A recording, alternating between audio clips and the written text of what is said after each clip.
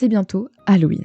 Qui dit Halloween dit horreur, dit frisson, mais aussi fiction d'horreur. Que ce soit des séries, des films ou bien encore des livres. Bien évidemment, ici, on parle surtout de manga et d'anime, donc je trouvais ça pertinent de vous parler aujourd'hui de l'un des maîtres de l'horreur du manga qui s'appelle Junji Ito.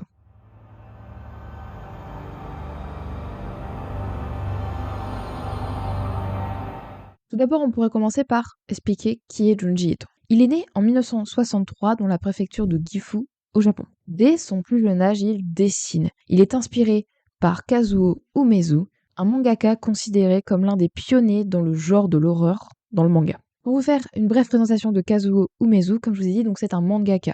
Mais il est également compositeur et vedette de télévision. Il a fait pas mal de choses dans sa vie, mais c'est surtout le manga et surtout le manga d'horreur qui l'a fait connaître. Notamment, on peut citer L'école emportée, qui est l'une de ses œuvres, mais vraiment, le genre de l'horreur, c'est ce qui l'a fait connaître, mais il a également touché à la romance, il a également fait de la science-fiction, et également de l'humour. Mais bon, on n'est pas là pour parler de Kazuo Umezu. Revenons-en donc à Junji Ito. C'est donc en 1987 qu'il écrit son premier manga. À ce moment-là, il travaillait dans le milieu dentaire. Et donc, ce premier manga qu'il publie et qu'il écrit, c'est Tomie, donc l'un des plus connus de ses mangas, voire même le plus connu. Et donc, ce manga Tomie sera publié donc dans le Monthly Halloween. Donc, comme son nom l'indique, c'est un mensuel qui est dédié au genre de l'horreur. Et donc, il est publié et Kazuo Umezu, donc son maître, on va dire un peu, du coup, a publié également ses mangas dedans, comme La malédiction de Kazuo Umezu. Et donc, ce magazine n'existe plus aujourd'hui. Il a été publié de 85 à 95, donc 10 ans. Et ce magazine, tout simplement, est sorti de terre parce que à ce moment-là, vraiment dans les années 80-90, c'est l'essor du genre de l'horreur, que ce soit dans le film, que ce soit dans les livres, au Japon. Vraiment, ça arrive au Japon, ça débarque au Japon. Donc, du coup, Junji Ito commence à publier de l'horreur au moment où ça commence à émerger au Japon. Donc, ça aide aussi à faire qu'il soit connu également. Donc, grâce à Tomie, il se voit récompensé par une mention spéciale du prix Kazuo Umezu. J'ai pas réussi à avoir des informations sur ce prix, donc j'ai pas trop d'informations dessus. Mais bon, c'est un prix qui porte le nom quand même de celui qui l'a inspiré étant petit. C'est seulement à partir des années 90 que Junji Ito se consacra pleinement au manga. Quelques années seulement après la publication de Tomie, mais Tomie l'a fait vraiment connaître. Et justement, grâce à Tomie, ça lui a ouvert certaines portes, notamment d'un magazine qui s'appelle le Big Comic Spirit, dans lequel il va publier plusieurs de ses mangas. Et le Big Comic Spirit, c'est un hebdomadaire seinen. Et du coup, il y publiera notamment donc Uzumaki, donc Spirale en français en 1998, mais également un autre manga qui s'appelle Gyo en 2002. Je vous cite que ces trois-là, donc avec Tomie, puisque c'est ces trois plus connus. Évidemment, il en a fait plein d'autres, mais je pourrais pas tous en parler dans cette vidéo, c'est impossible. Sinon la vidéo durerait beaucoup trop longtemps, donc je vous parle que de ces trois œuvres majoritairement, mais il y en a plein d'autres, et très franchement, elles sont toutes bien à lire. Ensuite, du coup, à ces mangas-là, il devient de plus en plus connu, il devient de plus en plus reconnu comme un très grand mangaka au Japon, et il publiera jusqu'à aujourd'hui à peu près 36 œuvres. C'est ce que j'ai compté en allant sur les différents sites que je suis allée. Peut-être que j'en ai oublié, c'est pas impossible parce qu'il a fait quand même pas mal d'œuvres, que ce soit des one-shots ou des mangas. Pour ceux qui ne savent pas, des one-shots, c'est juste une histoire en une fois. Et on voit qu'il a été assez connu et reconnu, puisqu'en fait, il y a certaines de ses œuvres qui ont été adaptées, comme nous avions donc Tomie, qui, donc sa première œuvre, qui a été adaptée assez rapidement après la sortie du manga en film, donc en film live action, en vrai film d'horreur. Donc comme je vous ai expliqué, à ce moment-là, vraiment, c'est l'essor du genre de l'horreur au Japon, notamment chez les jeunes. Donc un film sur Tomie, ça aide à sa réputation aussi, puisqu'en fait, c'est vraiment le genre du moment au Japon, quoi. Donc Tomie fera une adaptation en 9 films. On aura d'autres de ses œuvres, notamment Uzumaki, qui sera adapté cette fois-ci en animé. Donc ça a été adapté très récemment sur Netflix. Il y a 4 épisodes qui sont pas très bien adaptés. Le studio a eu quelques soucis avec l'adaptation. Ils ont quand même sorti les 4 épisodes, mais ils en sont pas trop fiers. Ils sont pas trop rentrés dans les détails, mais voilà, il y a eu quelques petits soucis. Et donc grâce à toutes les informations que je vous ai données ici, on peut voir concrètement que Junji Ito est un, du coup, j'ai déjà dit, mais mangaka connu et mangaka reconnu au Japon. Il a su s'imposer avec ses œuvres comme l'un des maîtres de genre de l'horreur dans le manga, tout simplement, comme celui qui l'a inspiré petit, Kazuo Umezu. Voilà tout ce que je pouvais vous dire un peu sur Junji Ito. Évidemment, Junji Ito, c'est pas que ça, évidemment c'est ses œuvres, donc c'est pour ça que je vais vous en parler de ses œuvres.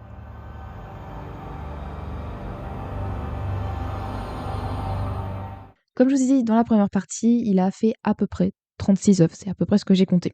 Et donc, bien évidemment, parmi les plus connus, je vous l'ai déjà cité, mais la première œuvre qu'il a faite, tout simplement, Tomie. Et qu'est-ce que raconte Tomie, tout simplement?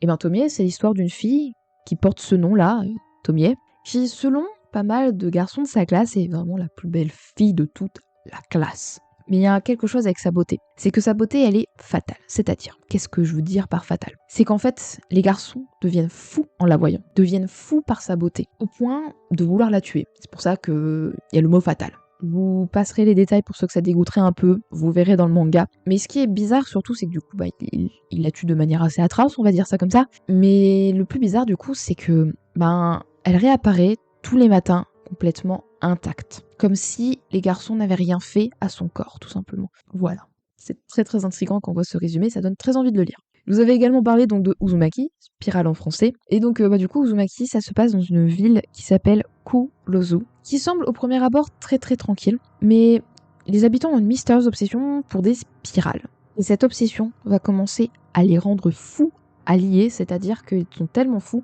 qu'on est obligé de les attacher pour les contrôler. Voilà ce que ça veut dire.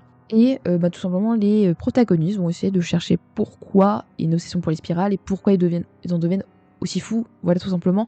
Et enfin, je vous avais parlé également de Gyo, sa dernière œuvre parmi les 3 les plus connues. Gyo, ça se passe dans une ville qui est envahie par des poissons malodorants sur pattes et qui rampent sur la terre. Très très bizarre déjà, les créatures. Et donc, ces poissons, ils sèment tout simplement le chaos dans la ville.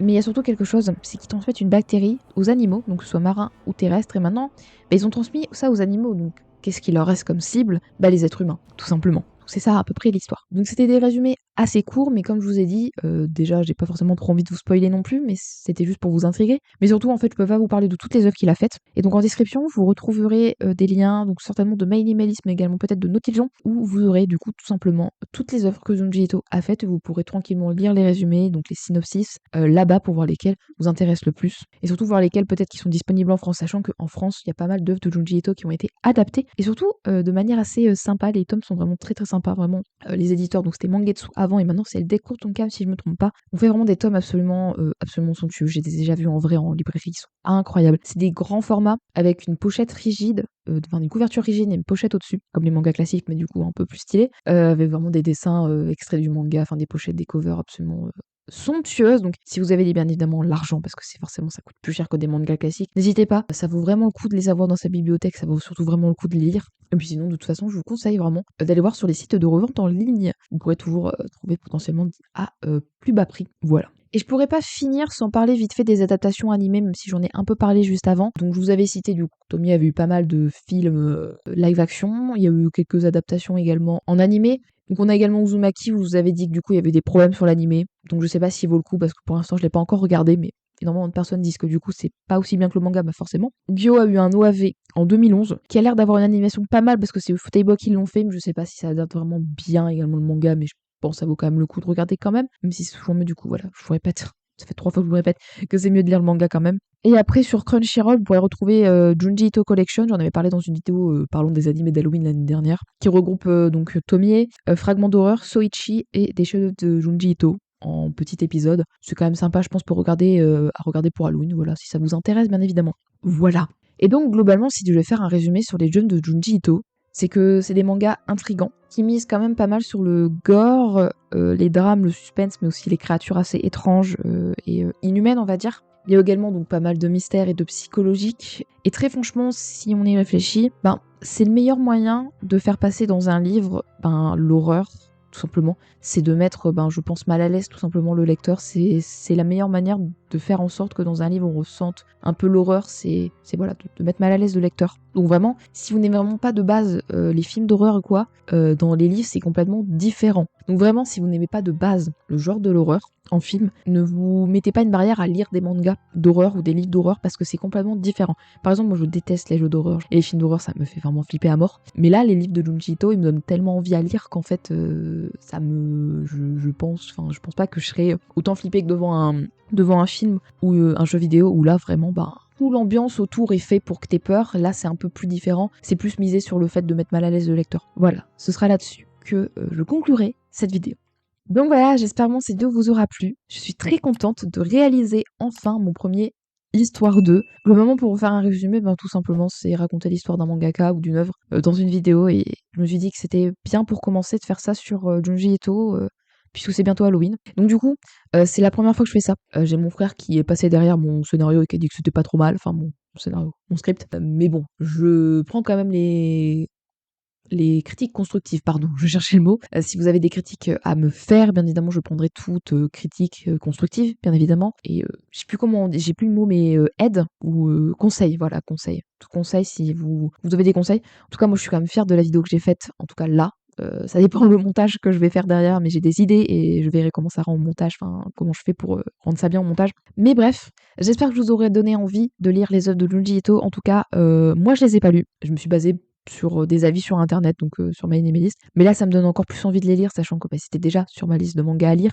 Faut pas se cacher, et je le cache pas, parfois je vous parle d'œuvres ou de mangas ou d'animés que je n'ai jamais vu ou regardé. Je me base juste sur des avis de gens. Mais en fait, là, je pouvais pas ne pas faire de vidéo sur Junji Ito, donc et comme je sais, bah voilà, Tomie notamment, c'est vraiment l'une de ses œuvres phares. Je savais que je pouvais en parler sans dire trop de conneries, et pareil pour les autres. Parce que vraiment, je sais que My Anime c'est pas le truc le plus vrai du monde, mais il y a énormément d'avis internationaux dessus, donc je préfère me baser dessus en fait. Enfin bref. Donc du coup, j'espère que cette vidéo vous aura plu, et puis on se retrouve la semaine prochaine pour une prochaine vidéo. Et comme cette semaine c'était pas les news manga, parce que d'habitude je les fais en fin de mois, c'est déplacé à la semaine prochaine, parce que vraiment il fallait que je fasse cette vidéo pour Halloween.